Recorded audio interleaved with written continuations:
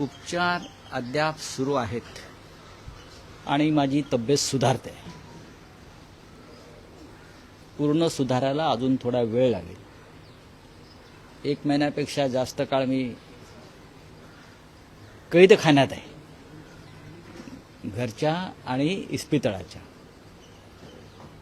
माननीय उद्धव ठाकरे यांचं माझ्यावर बारीक लक्ष आहे की कुठे बाहेर पडतो का काय. आताही त्यांची परवानगी नाही, पण तरी आपण सगळे आलात. बऱ्याच दिवसांनी आपण भेटतो आहोत. थोडं तब्येतीमध्ये सुधारणा होते आहे. यापुढे ते अजून होईल. उपचार फार कठोर असतात, आजारापेक्षा उपचार भयंकर असतात, पण ते चालू आहेत. आणि मला पूर्ण खात्री आहे, मी जे म्हणालोय की डिसेंबर नंतर मी पूर्ण बरा होऊन येईन. बोला, आपल्याला काय? डॉक्टरांना पूर्ण विश्वास आहे. डॉक्टरांची जी टीम आहे आमची, प्रमुख डॉक्टर आहेत मुंबईतले, तर ते उपचार करतायत. आणि रेडिएशनचा जो एक मुख्य भाग आहे तो संपलेला आहे. इतर काही उपचार सुरू आहेत. रिकव्हरी सुरू आहे चांगल्या प्रकारे. पण माझ्यासारखा माणूस स्वस्थ बसू शकत नाही. जर बरा असतो तर नगरपालिका निवडणुकांच्या प्रचारामध्ये मी 100% संपूर्ण महाराष्ट्रात फिरलो असतो. नगरपालिका निवडणुका उद्या आहेत आणि शिंदे गटाच्या गुलाबो गँगने सांगितलेलं आहे की आज 1 तारखेला लक्ष्मीदर्शन होणार आहे. ते आता कुठे कुठे लक्ष्मीदर्शन झालेलं आहे याची माहिती निवडणूक आयोगाने घेतली पाहिजे. राज्याचा निवडणूक आयोग आहे, त्यांनी कुठे कुठे लक्ष्मीदर्शन झालं आहे. कारण राज्याच्या मंत्र्याने जाहीर केलं होतं की लक्ष्मीदर्शन 1 तारखेला सकाळी होणार. त्याच्यामुळे लोक सकाळपासून जागेच आहेत. मला जी माहिती मिळाली, सकाळपासून जागे आहेत. आणि काही ठिकाणी 10,000 15,000 मतामागे असं लक्ष्मीदर्शन सुरू आहे. ही नगरपालिका निवडणूक आणि नगरपंचायत निवडणूक ज्या पद्धतीनं सुरू आहे महाराष्ट्रामध्ये, आतापर्यंत नगरपालिका आणि नगरपंचायत निवडणुकीमध्ये पैशाचा इतका प्रचंड खेळ कधी झाला नव्हता. मुळात नगरपालिका नगरपंचायत निवडणुका या राज्याचे मुख्यमंत्री किंवा सरकार कधी लढवतच नव्हते. ते स्थानिक पातळीवरच लोक लढत राहिले. आता मी पाहिलं की 5-5, 6-6 हेलिकॉप्टर्स नगरपालिका आणि नगरपंचायत निवडणुकांसाठी सत्तेतले 3 पक्ष आहेत, त्यांनी 5-5, 6-6 हेलिकॉप्टर्स, खाजगी विमानं, हे कधी नगरपालिका नगरपंचायत निवडणुकीत झालं नव्हतं. अशा पद्धतीनं एका नगरपालिकेसाठी 15-15, 20-20 कोटी रुपयाचं बजेट आहे. ही 3 पक्षातली स्पर्धा आहे सत्तेतल्या. आतापर्यंत आम्ही निवडणुका लढलो, पण आम्ही ह्या निवडणुका आमच्या स्थानिक कार्यकर्त्यांवर सोडल्या. आताही तशाच सोडलेल्या आहेत. तुम्ही पाहिलं असेल की शिवसेनेकडून लोक म्हणतात विरोधक निस्तेज आहेत या निवडणुकीत. नाही, विरोधक निवडणुकीमध्ये आहेत, पण अशा पद्धतीनं निवडणुका आम्ही कधी लढल्या नाही. नगरपालिका नगरपंचायत ग्रामपंचायतीला इतके कोट्यवधी रुपये खर्च करून तुम्ही कोणाशी स्पर्धा करताय? या राज्याची निवडणूक संस्कृती जी होती ही पूर्णपणे उद्ध्वस्त झालेली आहे. या राज्याला एक संस्कृती होती, संस्कार होता, तो गेल्या 4 ते 5 वर्षामध्ये देवेंद्र फडणवीस यांच्या नेतृत्वाखालच्या सरकारनं पूर्णपणे उद्ध्वस्त केलेलं आहे. आपापसात त्यांच्या मारामाऱ्या सोडून द्या, पण नगरपालिका निवडणुकीमध्ये किती पैसे खर्च करावेत याला काही मर्यादाच राहिलेल्या नाही. याचं कारण 3 पक्षातली स्पर्धा, तू मोठा की मी मोठा. बघा, शिंदेची शिवसेना जी आहे ते म्हणतात, मुळात शिंदेची शिवसेना म्हणायला मी तयारच नाही पहिल्यापासून. आणि शिंदे सेनेचा कोथळा हे अमित शहाच काढणार आहे. हे माझं वाक्य तुम्ही लिहून ठेवा. शिंदे सेनेचा कोथळा हे दिल्लीचे शहा काढणार आहेत. त्यांची जी काय परंपरा आहे कामाची, त्याने आमचा कोथळा काढण्याचा प्रयत्न केला, पण आम्ही त्यातून बाहेर पडलो. पण त्यांच्या स्वभावानुसार आणि त्यांच्या कार्यपद्धतीनुसार शिंदे सेनेचा कोथळा हा दिल्लीतूनच काढला जाईल.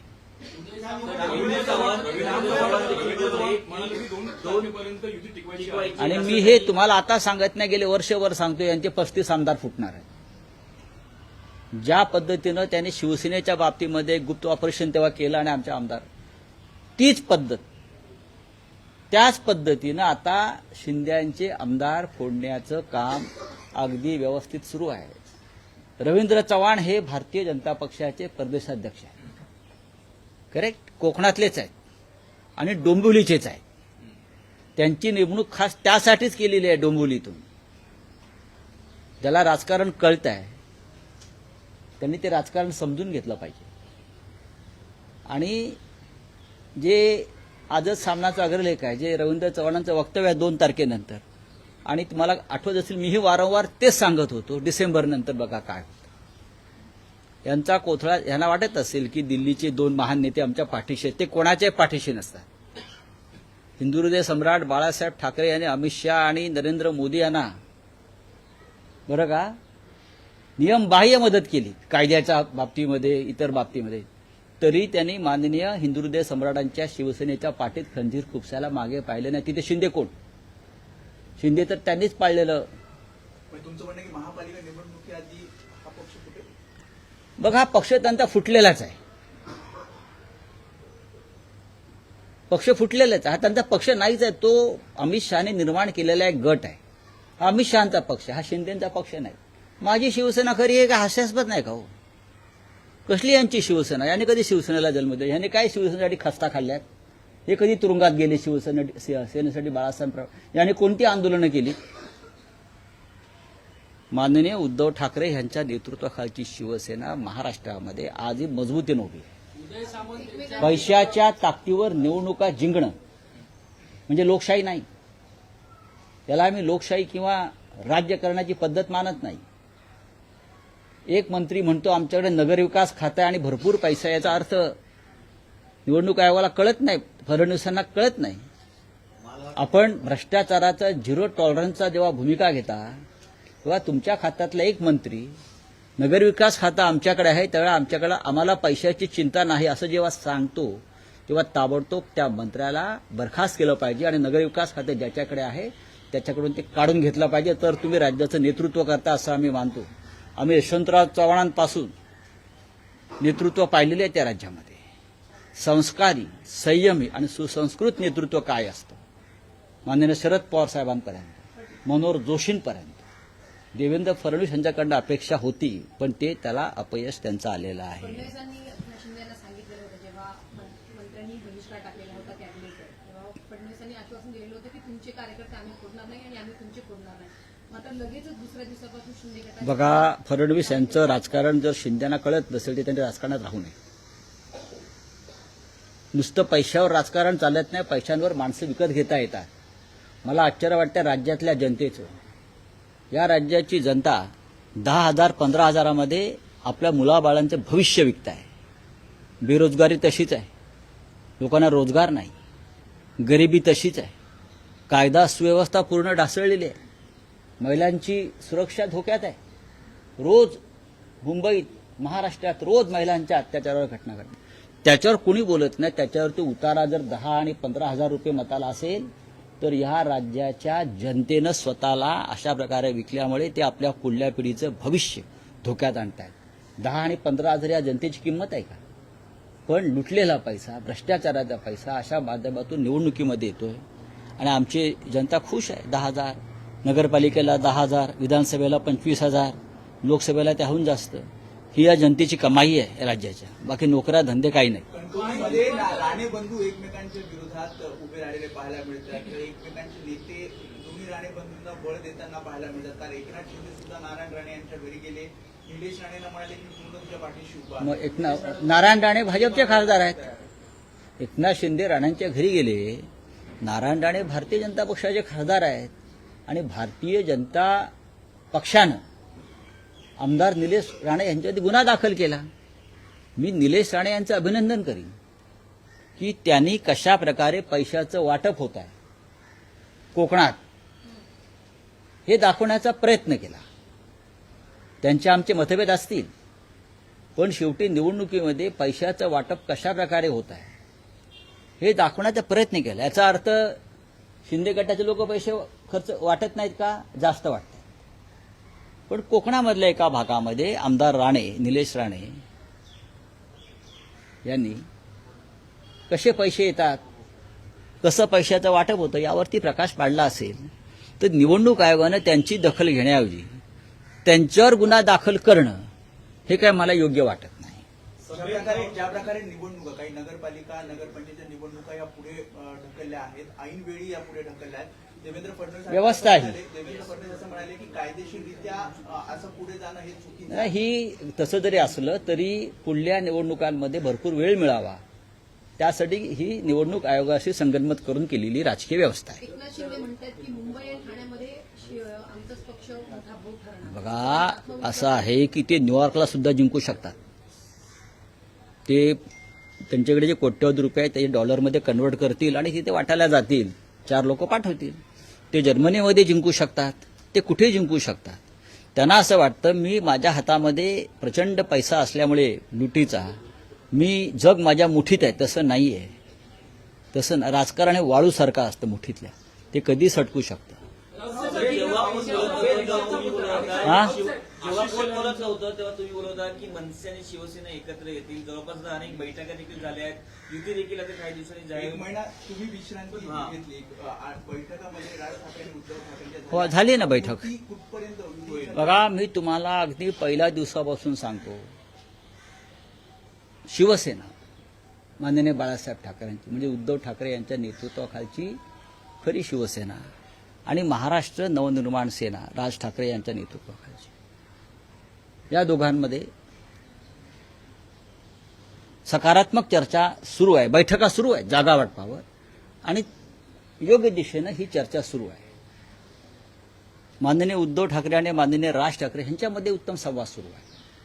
एकमेकांना भेटतात. आताही 4 दिवसापूर्वी त्यांची दोघांची भेट झाली. मला त्याच्याविषयी माझी चर्चाही झाली. त्यामध्ये राज ठाकरे यांनी महानगरपालिकेसंदर्भात एक प्रेझेंटेशन जे तयार केलं होतं ते त्यांना दाखवलं आणि ते उत्तम प्रेझेंटेशन आहे असं उद्धव ठाकरेंनी मला सांगितलं की राज यांनी एक चांगलं प्रेझेंटेशन मला दाखवलं निवडणुकांसंदर्भात किंवा इतर काही. त्याच्यामुळे कोणाला चिंता करण्याचं कारण नाही आहे. हे जे काय म्हणतात तुमचे शिंदे मिंदे वगैरे, बरं का, त्यांना सांगा की संयुक्त महाराष्ट्राचा लढा झाला मुंबईसाठी, तेव्हाही काँग्रेसवाले तेव्हाचे सत्ताधाऱ्यांनी प्रचंड पैसा टाकला, पण मराठी माणूस एकजुटीनं उभा राहिला आणि मुंबई महाराष्ट्रात राहिली. ही मुंबई महाराष्ट्रापासून तोडण्याचं कारस्थान तुमचे दिल्लीचे बापजादे करतायत. मिस्टर शिंदे, अमित शाह, नरेंद्र मोदी, गौतम अडाणी हे त्रिकूट महाराष्ट्रापासून मुंबईला तोडण्याचा जो प्रयत्न करतोय तो उद्धव ठाकरे आणि राज ठाकरे यांची एकजूट हाणून पाडल्याशिवाय राहणार नाही.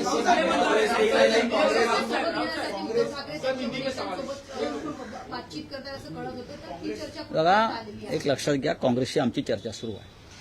जर काँग्रेसला वाटत असेल, त्यांचा जर बिहारच्या निकालानंतर त्यांचा जर कॉन्फिडन्स वाढला असेल, बिहारच्या निकालानंतर जर काँग्रेस पक्षाचा आत्मविश्वास वाढला असेल तर ते मुंबईमध्ये स्वतंत्र लढायला तयार आहेत, तर त्यांना लढू द्या. आमची त्यांची चर्चा सुरू आहे. मी साधारण डिसेंबरच्या 2ऱ्या आठवड्यात दिल्लीत जाणार आहे. तेव्हा माझा प्रयत्न असेल की या विषयावर मी त्यांच्या हायकमांडशी बोलेन. पण काँग्रेसने सोबत असणं मुंबईमध्ये महाविकास आघाडी म्हणून ही आमची भूमिका आहे, असायला पाहिजे. काँग्रेस पक्ष आम्ही सगळे एकत्र आहोत. राज ठाकरे सोबत आल्याने भारतीय जनता पक्षाचा पराभव होणार आहे, लक्षात घ्या. आमचा जो शत्रू आहे, या मुंबईचा जो शत्रू आहे तो भारतीय जनता पक्ष आहे. गौतम अडाणीला ज्या पद्धतीने ही मुंबई घशात घातली जाते, ती जर थांबवायची असेल आपल्याला तर राज ठाकरे यांचं सोबत असणं ही या मुंबईची आणि महाराष्ट्राची गरज आहे. बोले हिंदी में. कुंभ मेला नासिक में हो रहा है, पैसा महाराष्ट्र का लग रहा है और कॉन्ट्रैक्ट गुजरात में जा रहा है, क्या कहना चाहते हैं? प्रयागराज में भी यही हुआ ना. आप प्रयागराज में जाइए और देखिए, प्रयागराज में जितने भी काम इंफ्रास्ट्रक्चर के हो गए वो सब कॉन्ट्रैक्टर्स गुजरात के थे. लोकल लोगों को काम मिलना चाहिए. नासिक में कुंभ मेला हो रहा है, नासिक में पूरे गुजरात के ठेकेदारों का डेरा वहां बैठा है। अगर नासिक में काम हो रहा है तो महाराष्ट्र के जो काम करने वाले ठेकेदार है, लोग हैं, उनको काम मिलना चाहिए लोकल लोगों को। आप ये साधु ग्राम के लिए 2000 झाड़ तोड़ रहे हैं, हाँ पेड़ तोड़ रहे हैं, सर पार्लियामेंट से रास्ता चौड़ा करने के लिए लोगों के घर तोड़ रहे हैं। ये कुंभ मेला में किसने कहा? हाँ, लोगों को आप बेघर बेरोजगार कर रहे हो। ये सिंहस्थ कुंभ मेले का काम है क्या? 25,000 करोड़ का बजट पूरा गुजरात में जा रहा है।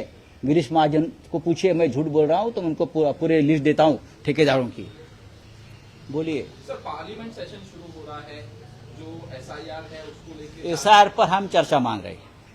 पूरे अपोजिशन ने आज जो नोटिस दिया है, मैं मुंबई से बोल रहा हूं, मैं दिल्ली नहीं पहुंच पा रहा हूं, मैं जाऊंगा दिल्ली में, लेकिन SIR पे चर्चा होनी चाहिए, इलेक्शन रिफॉर्म के ऊपर चर्चा होनी चाहिए, पहलगांव के ऊपर चर्चा होनी चाहिए, दिल्ली ब्लास्ट के ऊपर चर्चा होनी चाहिए। ये सरकार की जिम्मेदारी है कि ये जो प्रमुख प्रश्न है इस देश में उसके ऊपर चर्चा, लेकिन सरकार भाग रही है, सरकार डर रही है। बिहार में इतनी जीत होने के बावजूद भी सरकार अपोजिशन से डर रहा है और चर्चा से भाग रहे। सरकार ये संसद नहीं चलने देगी, इस बार ये सत्र नहीं चलने देगी। सर सर मोहन आपकी बाबू तबीयत को लेकर सवाल करना चाहूंगा कि आपकी तबीयत सही नहीं है, फिर भी आप आके प्रेस कॉन्फ्रेंस ले रहे हैं। उद्धव ठाकरे का नाम लिया आपने, आप भावुक हो गए, आपके भाई भी भावुक हो गए। सर जब जेल गए थे, जब भी आप इसी तरह आए थे और बात देखिए, मेरी जो बीमारी है वो जेल से शुरू हो गई। आपको बताना चाहता हूं, जब मैं जेल में था तब से ये मेरी बीमारी शुरू हो गई है, लेकिन मैंने थोड़ा निगलेक्ट किया, लेकिन वहां से शुरू हो गई है। लेकिन सरकार को अच्छा लगता है अपोजिशन को जेल में डालो, खत्म करो, लेकिन हम खत्म नहीं होंगे, हम लड़ेंगे पूरे देश के साथ। देश के बड़े बड़े नेता हमारे साथियों से मेरा संपर्क है दर दिन, सबकी शुभकामनाएं है। मैं जल्दी ठीक हो जाऊंगा और मैदान में उतरूंगा। थँक्यू। विचारपूस केली चांगली गोष्ट आहे, ही व्यक्तिगत नाती असतात। धन्यवाद। दिनचर्या ठाकरेंची तोफ शांत बसलेली होती, 1 महिन्याची दिनचर्या कसली होती? मी बोललो नाही, मी कैद खाण्यातच आहे, वैद्यकीय कैद खाण्यात आहे, मेडिकल जेल। फडणवीसांनी तुम्हाला परत एकदा शुभेच्छा दिली की आमच्यात परत एकदा माध्यमांसमोर येतात. नाही बघा, देवेंद्र फडणवीस हे कधी काळी आमचे जवळचे मित्र होते आणि आम्ही नाती जपतो, आम्ही एकत्र काम केलेलं आहे। आजारपणात त्यांनी मला स्वतः फोन करून चौकशी केली आणि सर्व प्रकारच्या मदतीची त्यांनी पेशकश केली। मोदी आणि शिंदेची पण तुम्हाला केली ना। बघा, ही राजकारण वेगळं आहे, व्यक्तिगत नाती वेगळी असतात। केंद्रातल्या जवळजवळ सर्वच मंत्र्यांनी दूरध्वनी करून माझी चौकशी केली, उपराष्ट्रपती असतील, सगळ्यांनी माझ्याशी ही एक नाती असतात, ती टिकवली पाहिजेत। राजकारणामध्ये किती शत्रुत्व असलं तरी ते व्यक्तिगत स्तरावर शत्रुत्व येता कामा नये। देवेंद्रजींनी माझी चौकशी केली किंवा जर त्यांना कोणी भेटलं तर ते माझी चौकशी करतात। नरेंद्र मोदीजींनी चौकशी केली, वारंवार ते करत असतात। आजही सकाळी त्यांनी कोणाकडे तरी चौकशी केली असं मला कळलं, मला फोन आला होता। पण या गोष्टी होत असतात। उद्धवजी, राजजी चौकशी करतात, 2 दिवसात राज ठाकरे इथे येणार आहेत असं त्यांचा निरोप आहे। पण या गोष्टी होत असतात आणि मी बरा आहे। चला, धन्यवाद।